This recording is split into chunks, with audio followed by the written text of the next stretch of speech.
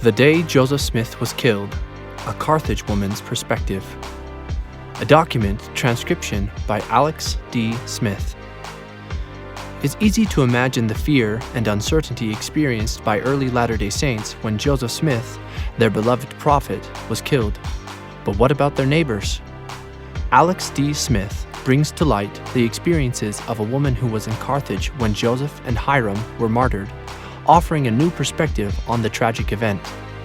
This reading of this document has been a clean text rendition, meaning that all deletions, insertions, and other emendations have been silently incorporated. For an expanded transcription that preserves the original spelling and stylization, see the document on byustudies.byu.edu. Joseph and Hiram Smith were killed on June 27, 1844, in the recently constructed jail in Carthage, Illinois. Years later, local resident Amanda Benton Smith recorded her own account of the events of that day. 28 years old and a mother of 6, Amanda was the wife of Carthage Grey Captain Robert F. Smith, the militia officer responsible for protecting the Latter-day Saint prisoners and defending the town. In her reminiscence, Amanda describes learning of the Smiths' deaths and draws a vivid picture of the vacant Hancock County seat as local citizens fled to the countryside in anticipation of the Latter-day Saints' retaliation, which never came. An alternative viewpoint, articulated with courage and even a little humor, is not the only contribution of Amanda's account. If accurate, her sketch suggests that the leader of the Carthage Greys may not have been complicit in the attack on the jail. According to Amanda's narrative, her husband Robert expressed alarm and concern at the fate of the Smith brothers. If Robert had been aware of the plans to murder Joseph Smith, he did not preemptively warn his own family to leave the town, as so many of their neighbors had done. Amanda's short sketch helps contextualize the Smiths' murders by providing a perspective less frequently considered in traditional Latter-day Saint narratives of the tragic day. In describing the almost constant terror of the Mormons she had felt for years, her anxiety over her husband's welfare and her desires to protect her family, Amanda gives voice to those Hancock County non-Latter-day Saints who were not involved in the deaths of the church's prophet and patriarch. Like the Latter-day Saints in nearby Nauvoo, Amanda felt threatened by her neighbors and sought to protect her own interests. Her story helps capture the emotions shared by church members and non-church members alike during the tense summer of 1844. A separate piece of paper accompanying the manuscript contains the following typed note: Mrs. R. F. Smith's story. The enclosed manuscript is one written in her own hand by Mrs. Robert Smith, wife of Captain Robert F. Smith, commander of the Carthage Greys, telling of her trials on the day Joseph and Hiram Smith were killed by the mob at the Carthage jail. The Smiths at that time lived on the place we know as Cottonwood, on Gospel Four Corners, our present home place to which father and mother moved in 1864. The Baird place mentioned was later the T.C. Miller farm. Captain Miller was father of Mrs. Laura Noyes. Mrs. Jean Baird was grandmother, and her son James was father of Robert and Alex Baird. The Metcalf place, also Section 29, Carthage Township. Well-known family. This is a very valuable manuscript, new and unpublished history of the Mormon episode. It shows the terror of the Carthage people, also that Captain Smith himself believed it possible the Mormons would rise against the Gentile inhabitants. This manuscript was given to me by a member of the Smith family. Abigail Davidson, December 1936. Document transcription. A short sketch of the trials of Mrs. R. F. Smith at the killing of the Smiths, the Mormon's prophet. They were killed on the 27th of June, 1844. That day I was unusually depressed and out of sorts. Had been living in almost constant terror of the Mormons for years, and never knew from day to day, and hardly from 1 hour to another, what dreadful catastrophe would happen. And when the runner reached me, about 2:30 p.m., that a mob had collected on the prairie a few miles out, and were on the road to Carthage, some thought they were Mormons coming to liberate the Smiths from jail, and would destroy the town and everything in it. My neighbors began to make preparations to leave their homes with their families, and the part of town where I lived was soon entirely deserted but myself. My husband was captain of the Carthage Greys. He had not been at home a single night for 2 weeks. He, with his men, had been keeping guard of the town day and night all that time. Everything seemed so gloomy at home, but I thought I would not give way to my feelings, so I dressed my 6 little children in clean frocks and put the baby in his little wagon and sent them to visit a friend of mine just 1 block away. An hour or so after I had sent them away, I heard the firing of many guns. I got up from my chair to go to the front door, but was powerless to move for a minute or so. When I became conscious, there was a Mormon girl who lived in the neighborhood standing in the door. I was holding on to the back of my chair, and she was wringing her hands and saying, "Oh my God, Mrs. Smith, they are shooting the men down at the jail and throwing them out of the window." I soon collected my senses, and my first thought was of my absent children, and I started to bring them home. By that time the mob had scattered and were all over the town. I met one of them, but did not know him, as he was disguised. But he knew me and told me what had occurred. That was the first I knew of the truth, who had been killed, etc. I got my little children together and went back home, hoping I might find my husband there, but was disappointed. There was not a soul stirring in that part of the town. Then I started down to the headquarters, on the square, as it was called, to inquire for my husband. The officer in command there told me that my husband had been ordered by Governor Ford to guard the town and that I would find him down at the jail. I went there, but had not the courage to enter the building, so sent a little boy who was standing there in to tell Captain Smith that his wife was outside and would like to see him. I was getting very anxious, as it was getting towards evening, to know our fate for the coming night. My husband came to me, but was full of trouble and worry over the terrible ending of the prisoners, and did not have many comforting words for his wife and children. He told me that his duties were such that it was impossible for him to leave there, and for me to go back home, and he would send word to a friend up in town that had a team and wagon to call for us and take us to the house of an old friend about 4 miles out in the country.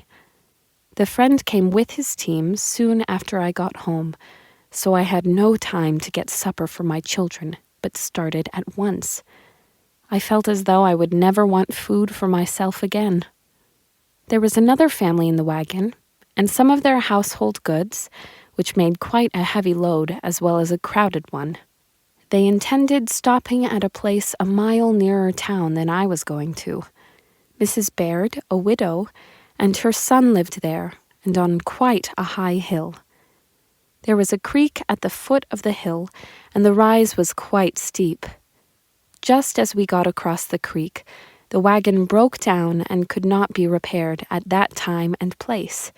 We could do nothing else but get out and walk up the hill to Mrs. Baird's.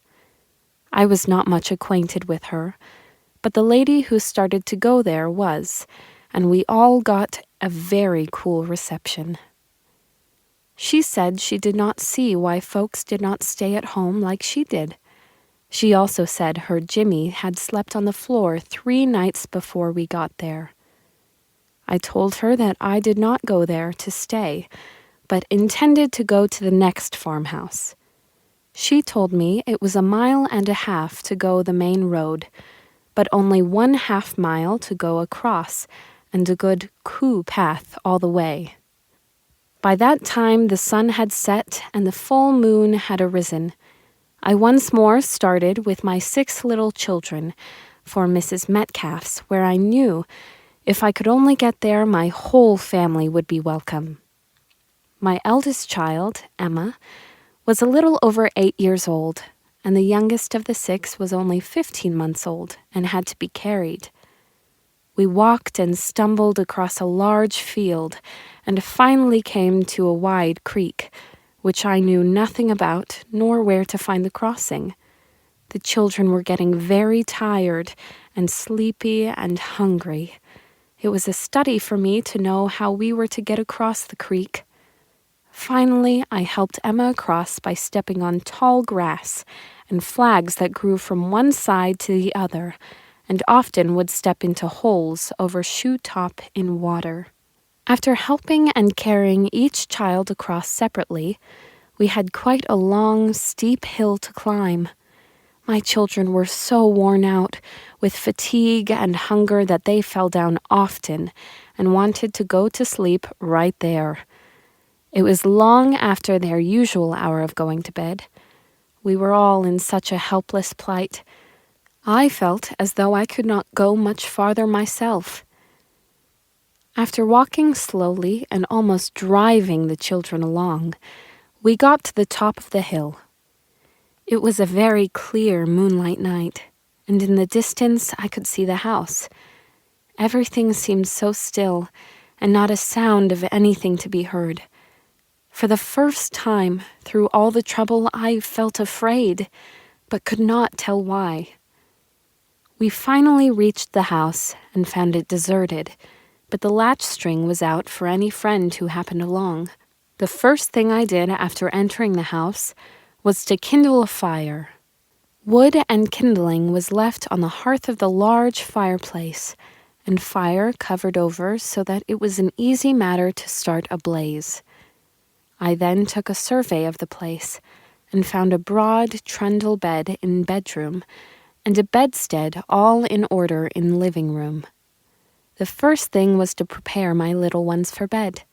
There was not a dry stitch of clothing on one of them. The dew was very heavy, and the grass in some places higher than their heads. We were all as wet as if we had been dipped in the river. I could not find dry clothes to put on them, so had to put them to bed without any, and they were all asleep in a short time. I began to look around for a dress for myself, but could not find a garment of any kind but a coarse, heavy shirt that Mrs. Metcalf had just finished for her 15-year-old son. I took off my dress and put that on. Then I made a rousing fire and hung all the children's wet clothing around it to dry. I was very nervous and frightened all the time I was in the house.